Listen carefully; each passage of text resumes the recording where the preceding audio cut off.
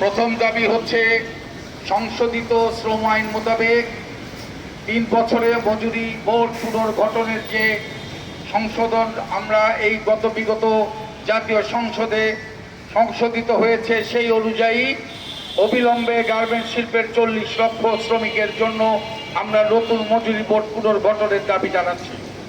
এর পাশাপাশি আমাদের আরও 5টি দাবি আছে।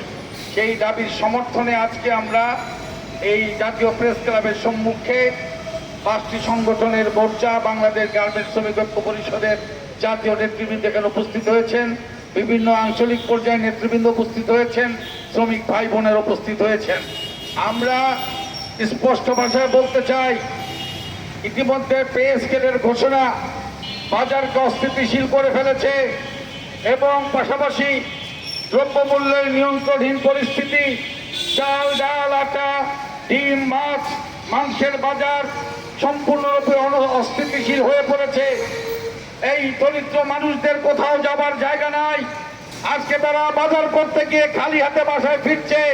তাদের সন্তান, পরিবার, পরিজনরা তারা আজকে নাকে গৃহপাত করছে। এর পরিস্থিতিতে সরকার নির্বিকার। সরকার না পারছে দ্রব্যমূল্যের নিয়ন্ত্রণ করতে, না পারছে ভোক্তা অধিকারের দপ্তরের কর্মকর্তাদের স্বাধীনভাবে নিরপেক্ষতার সাথে তাদের দায়িত্ব পালনের জন্য তাদেরকে নির্দেশ দিতে।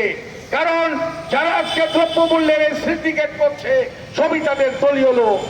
দলীয় লোকদের অত্যাচারে বাংলাদেশ আজকে সীমাহীন দুর্ভোগের সম্মুখীন। আজকে সরকারি কর্মচারীরা যে বাজারে গিয়ে বাজার করে, আমার গার্মেন্টস শিল্পের শ্রমিকরা, এই রিক্সাওয়ালার পরিবারের সদস্যরা, ওই দিনমজুরের পরিবারের সদস্যরা একই বাজারে বাজার করে খায়।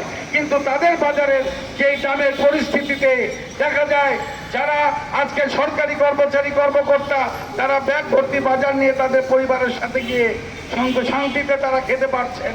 কিন্তু আমার দরিদ্র শ্রমজীবী মানুষরা খালি হাতে বাসায় ফিরে নুন আর পান্তা ভাত দিয়ে তাদের জীবন অতিবাহিত করছে।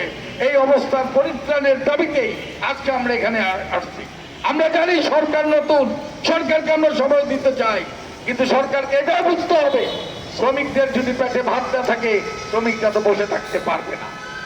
আমি মাননীয় প্রধানমন্ত্রীকে অনুরোধ করব, আপনি নতুন দায়িত্ব নিয়েছেন, আপনার নানা সমস্যা, বিদ্যুতের সমস্যা, গ্যাসের সমস্যা, আপনি সমস্যায় আজকে নাকানি চুবানি খাচ্ছেন।